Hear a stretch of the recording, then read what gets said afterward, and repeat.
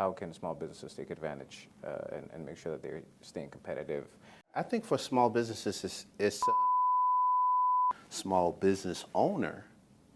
I have to figure out where are the leverage points and the opportunity points that's going to help me to add more value. Nothing fails like success. I keep doing what I've always been doing. Or am I going to revolutionize the way I do my business, the way I lead my business? What advice do you have to small businesses? So what I encourage small business owners to do is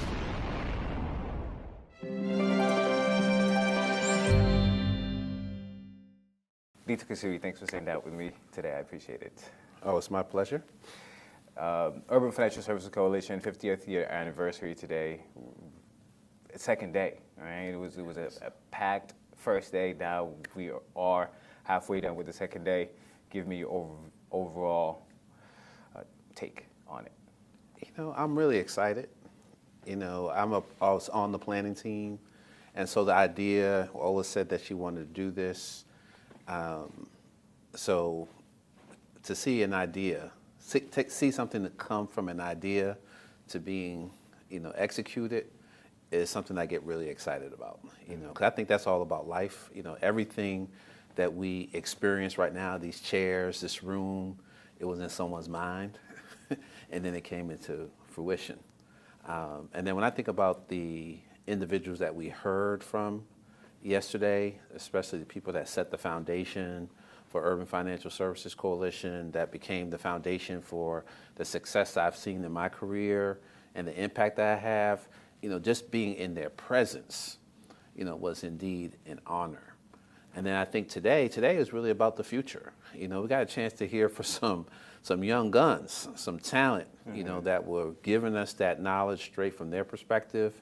And I'm excited about the possibilities. I don't know what those possibilities are, but if those young people are the one leading the efforts, man, I'm gonna be right there supporting them and being just as excited.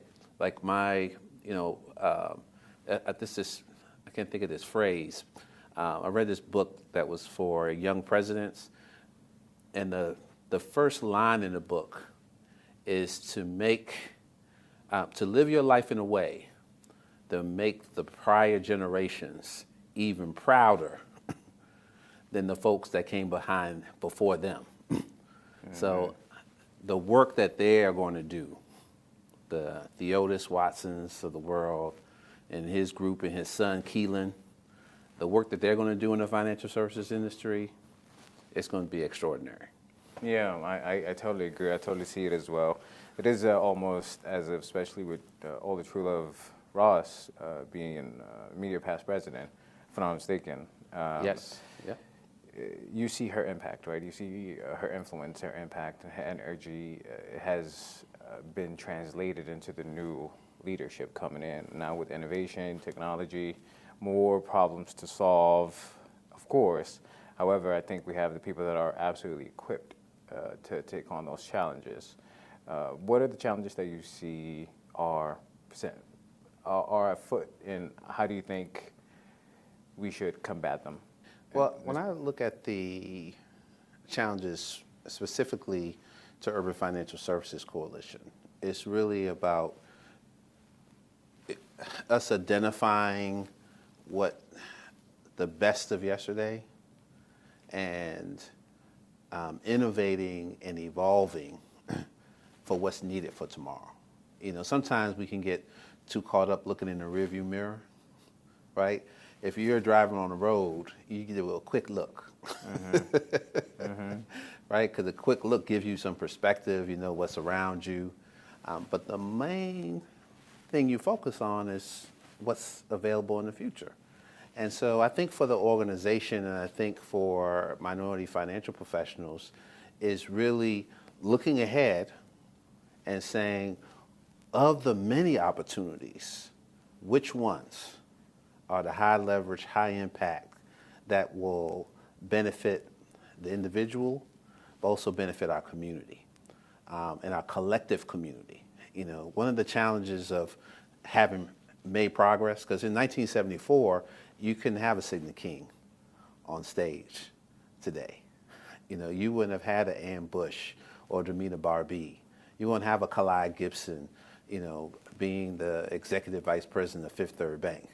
So we have made progress, but that progress that we have is not an individual, progress. But people are enjoying it, they're benefiting from it, and so sometimes when we benefit from that, there's a sense of individualism because they did work hard. They did put in the time, they did study. But that's not the goal, though. The goal is not individual success. The goal is interdependence.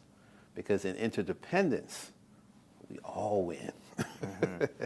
Right? There's so much more opportunity when you and I work together to achieve things that we can't achieve individually. And that is really the challenge, right, for Urban Financial Services Coalition, is to hone, craft, revise, update, revolutionize the message to say, yes, you got game, we recognize that game, we recognize that talent and ability, and how can we collectively, move forward to help so many other folks. Beautiful. I think you're right. I think you laid out the challenge pretty well, and also the solution being collective efforts, right? Putting our heads together, our energies, and drive to be able to solve the issues. What is your hope for the future? 50th year, big milestone, next 25, 70 years, maybe 100 plus? My big hope is to, pass the baton on. Success, I think John Hope Bryant introduced this concept the last time he was in Kansas City. He's the CEO of Operation Hope. And the term that he shared with us, the quote, I can't remember who attributed the quote to, is that success is passing the baton from one generation to another.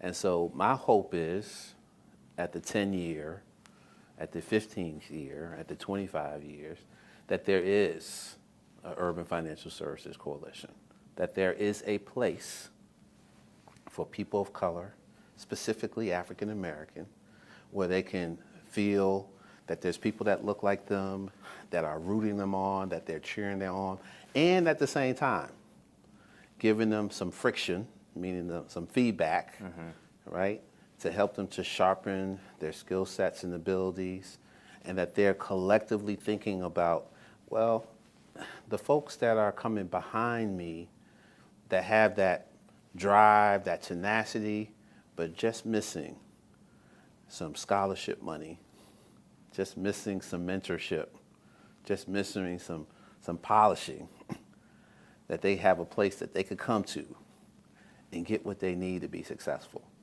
And then when we think about the greater, good. See, the Urban Financial Services Coalition is to vision, right, is to ensure the equitable participation of minorities at all levels of the financial services industry. So when we start talking about that, we say, the first level is like, hey, we want people to get jobs, right? We want you to have important roles in the industry. Sidney King just talked about being at the table. So we're talking about being in the CEO room, right, in the C-suite, and as organizations are deciding what they're going to do about DEI, are we at the conversation? Are we at the table so that we can speak up? Because he was saying they were feeling the outside pressure and was going to decide not to do it. And I know organizations who have actually changed their name of their DEI efforts. They changed it to advancing opportunity. Why? Because of outside, pressure. But who's at the table saying, oh, no, we may need to look at this differently. Here's why. Here's how it's connected to the value. So we need those jobs. We need for people to progress in the career and get to these C-suite positions. Well, the second part of that is ensuring the equitable participation at all levels of financial service history, is that we also need education about how do we use the money. And so the Atlanta Fed president talked about this, which was extremely powerful. It's a case of financial education. They were saying that most African Americans or minorities didn't take advantage of the drop in the market. So money was on sale 3 years ago, right? When you say 2%. So you can go, I'm gonna have a mortgage, I got it at 5, I got it at 6, and we already know, right? Just think about it, we already know that African Americans with good credit, right, sometimes get higher interest rate, higher than what their credit score deserves. So that means they're paying a premium already. And then money was on sale, and they missed the opportunity to reduce their mortgage expense.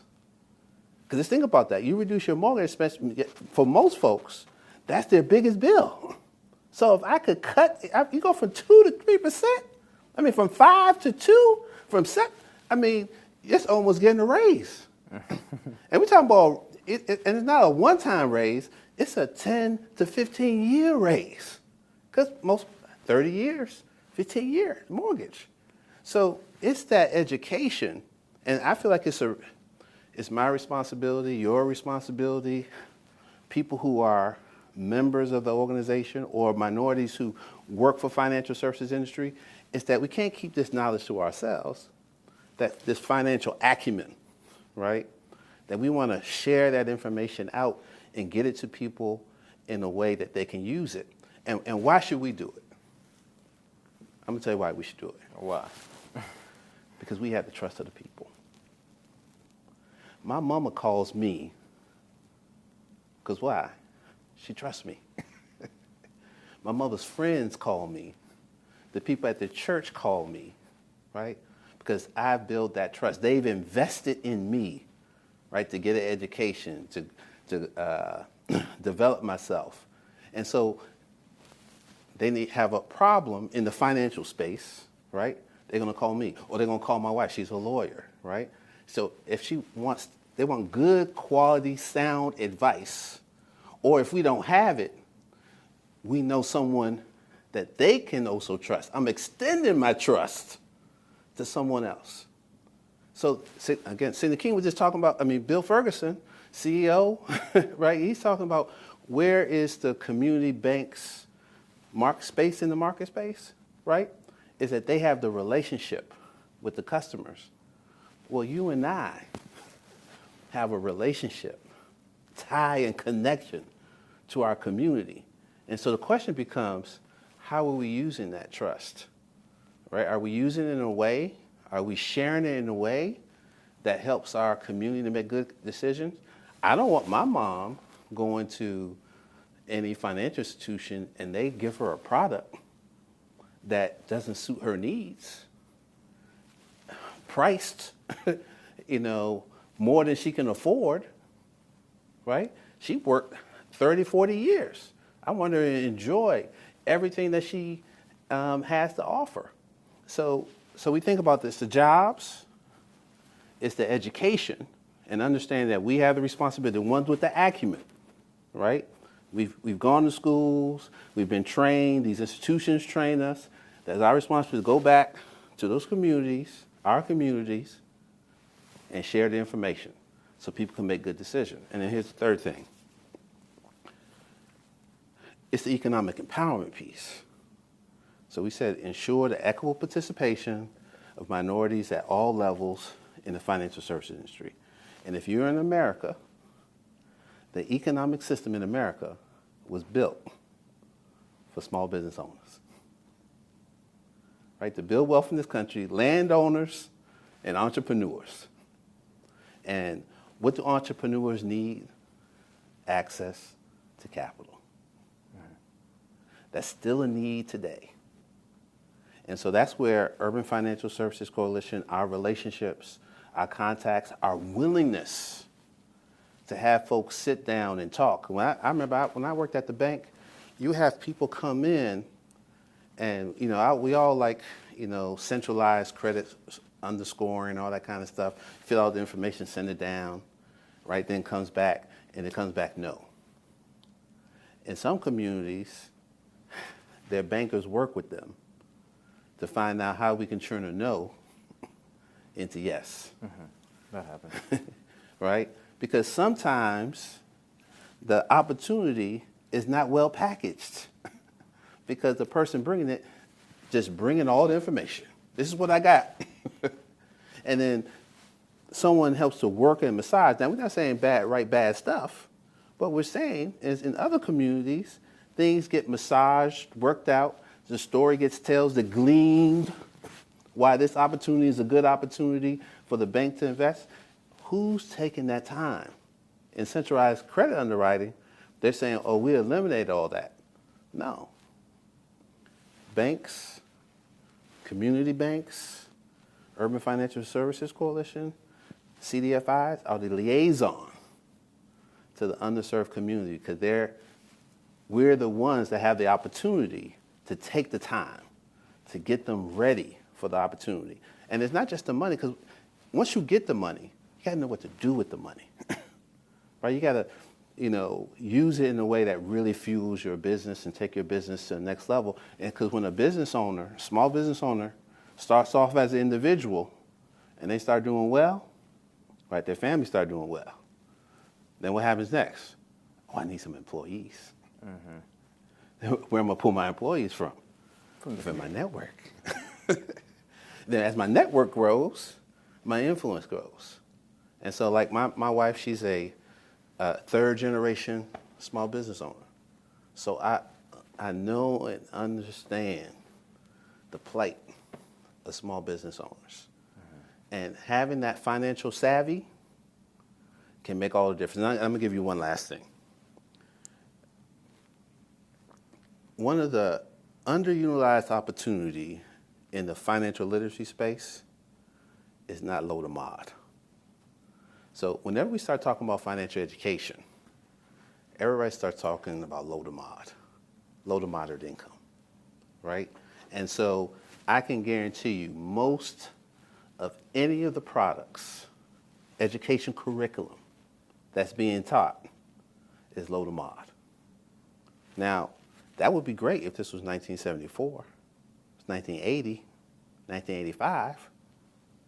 So there's a segment of minority professionals have gone to school, started a business, did well, right? They're not worried about balancing their checkbook, right? They can write a check and not worry about that check bouncing. The question is, how do they move from moderate to affluent? What are the investment strategies that match where they are? Most of them, their education and awareness of the options that are available to them come from their parents. Their parents' investment strategies. Mm-hmm. So that means right now, they have an opportunity or have had opportunities in the market to really take advantage of the market because they really had a disposable income, but they got their stuff in 2%. They got their stuff in 3%. They got their stuff in, short-term, investment rates when it should be long-term. Or they should be thinking that I got this set of money I'm not going to even need.